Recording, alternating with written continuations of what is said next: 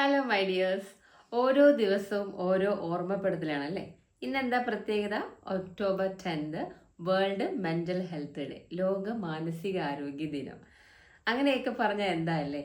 നമ്മുടെ ശരീരത്തിൻ്റെ സന്തോഷത്തിനും ശരീരത്തിൻ്റെ നന്മയ്ക്കും ഒക്കെ വേണ്ടി, ആരോഗ്യത്തിന് വേണ്ടി നമ്മൾ ജിമ്മിൽ പോകാറുണ്ട്, എക്സസൈസുകൾ ചെയ്യാറുണ്ട്. ട്രെയിനേഴ്സ് പറയുന്നത് പോലെയൊക്കെ നമ്മൾ അനുസരിച്ച് ഫുഡൊക്കെ കഴിച്ച് നമ്മുടെ ശരീരത്തെ നമ്മൾ സൂപ്പറാക്കി വെക്കാറുണ്ട്.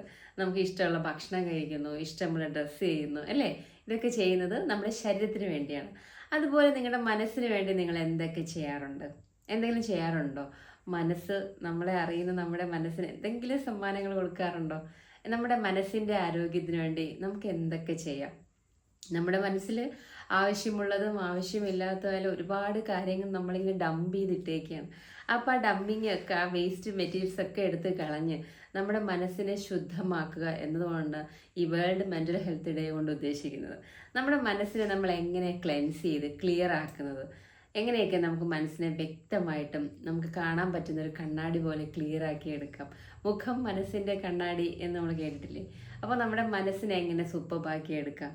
നല്ല സൈലൻസിലൂടെ, മെഡിറ്റേഷനിലൂടെ നമ്മുടെ മൈൻഡിനെ നമുക്ക് നല്ല സൂപ്പറാക്കി മാറ്റാൻ സാധിക്കും. അതുപോലെ നല്ല നല്ല പുസ്തകങ്ങൾ വായിക്കുമ്പോൾ, വായനയിലൂടെ നമ്മുടെ മനസ്സ് ക്ലിയർ ആകുന്നു.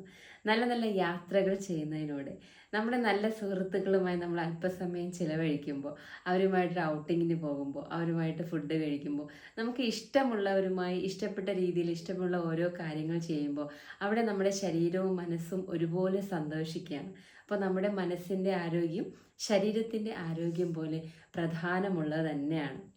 നമ്മുടെ മനസ്സിൻ്റെ ആരോഗ്യം, സൗന്ദര്യം വർദ്ധിക്കുമ്പോൾ നമുക്ക് നമ്മളോട് തന്നെ സെൽഫ് ലവും സെൽഫ് റെസ്പെക്റ്റും സെൽഫ് എസ്റ്റീമും ഒക്കെ കൂടാനുള്ള എല്ലാം നമ്മുടെ മനസ്സിലൂടെ നമുക്ക് ലഭിക്കും. അപ്പോൾ നമ്മുടെ ശരീരത്തെ നമ്മൾ എങ്ങനെ ശ്രദ്ധിക്കുന്നുവോ അതുപോലെ നമ്മുടെ മനസ്സിനെയും ശ്രദ്ധിക്കുക. Thank you all. Have A great day. Love you all.